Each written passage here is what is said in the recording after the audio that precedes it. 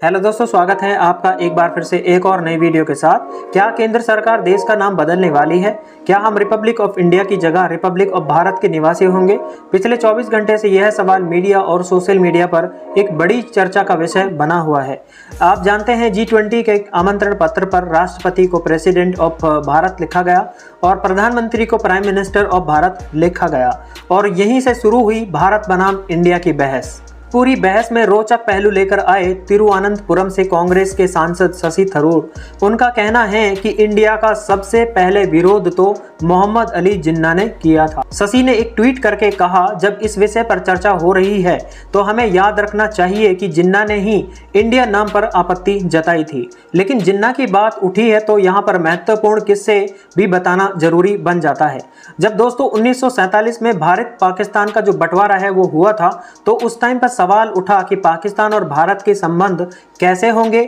बाकी देशों की तरह पाकिस्तान में भी दूतावास बना था और एक उच्चायुक्त की नियुक्ति भी होनी थी। आमतौर पर इसके लिए सिविल सर्विसेज यानी कि ICS के ऑफिसर्स को चुना जाता, लेकिन प्रधानमंत्री नेहरू ने इसके लिए एक राजनेता को चुना, श्री प्रकाश, यानी कि भारत की तरफ से पाकिस्तान में पहले उच्चायुक्त बनाए गए। श्री प्रकाश जब पाकिस्तान पहुंचे तो वहां पर कोई ऑफिस तो कोई था नहीं, इसीलिए श्री प्रकाश वहां की एक होटल में रुके और 15 अगस्त 1947 को यानी कि जिस दिन देश आजाद हुआ था, श्री प्रकाश पाकिस्तान की एक होटल में तिरंगा फहराकर राष्ट्रीय गान गा रहे थे। बहरहाल भारत पाकिस्तान के बीच कश्मीर जैसी समस्या और संपत्ति के बंटवारे को लेकर तमाम पहलू थे जिन पर श्री प्रकाश को काम करना था। लेकिन एक काम और था जो पाकिस्तान के रहनुमा मोहम्मद अली जिन्ना के लिए जो बहुत जरूरी था। इसके लिए उन्होंने श्री प्रकाश से मुलाकात। ये काम था जिन्ना के मुंबई वाले घर का और डॉक्टर अजीज जावेद ने जिन्ना की जिंदगी के बारे में एक किताब लिखी है और उस किताब का नाम है सेक्युलर नेशनलिस्ट इन जिन्ना।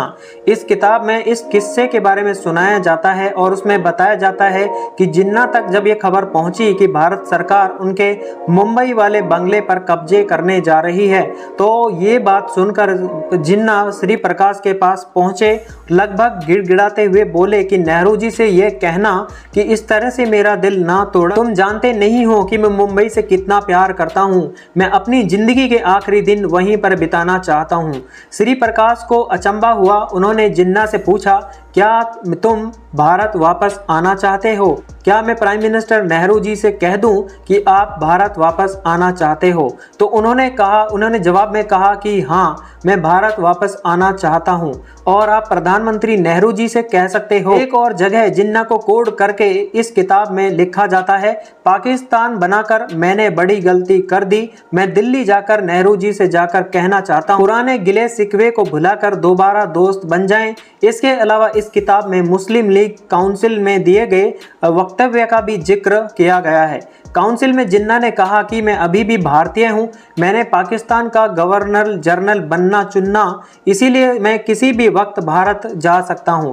बहरहाल जिन्ना की मंशा कुछ भी रही हो, लेकिन सच यही है कि जिन्ना पाकिस्तान में ही रहे और वो चाहते थे कि उनका बंगला किसी यूरोपियन परिवार को किराए पर दे दिया जाए। नेहरू इसके लिए तैयार भी हो गए थे और उन्होंने जिन्ना को 3000 रुपए किराए के रूप में देने के लिए तैयार भी हो गए थे, लेकिन ये डील हो पाती इससे पहले ही सितंबर 1948 में जिन्ना की मौत हो गई थी। तो दोस्तों, आपने सुना मोहम्मद अली जिन्ना अपने जीवन के आखिरी टाइम में बंटवारे पर कैसे पछता रहे थे। तो दोस्तों, इस खबर के बारे में आपका क्या कहना है, प्लीज कमेंट सेक्शन में मेंशन करके जरूर बताइएगा।